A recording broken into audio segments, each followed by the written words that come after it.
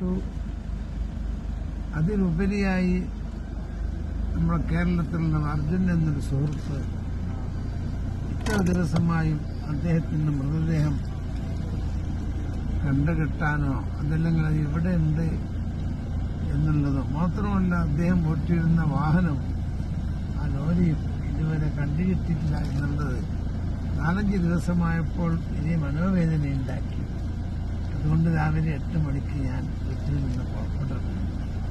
ഇവിടുത്തെ MLA ഒരു മന്ദം ഉണ്ട്, അദ്ദേഹം ശുപാർശ ചെയ്തുകൊണ്ട് അങ്ങോട്ട് പോയ സ്ഥലമൊക്കെ നോക്കി തിരിച്ചു വരികയാണ്.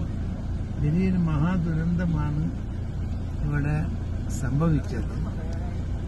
അതിൽ നമ്മളെല്ലാവരുടെയും ഹൃദയത്തിൽ മനോവേദനയുണ്ട്.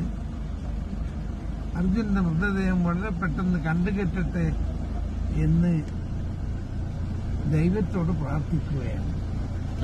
കിട്ടും എന്ന് വളരെയേറെ പ്രതീക്ഷയിലാണ്. ചിലപ്പോൾ ഇന്ന് തന്നെ കിട്ടും എന്നൊരു വിശ്വാസമാണ്.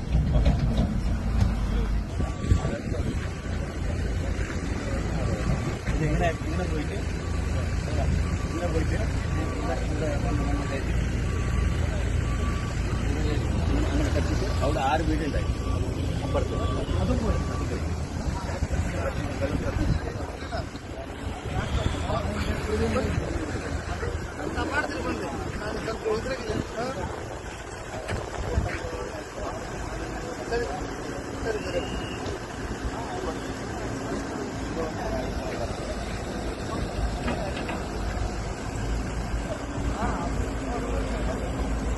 ഈ മല ഇടിഞ്ഞിട്ട് വീണത്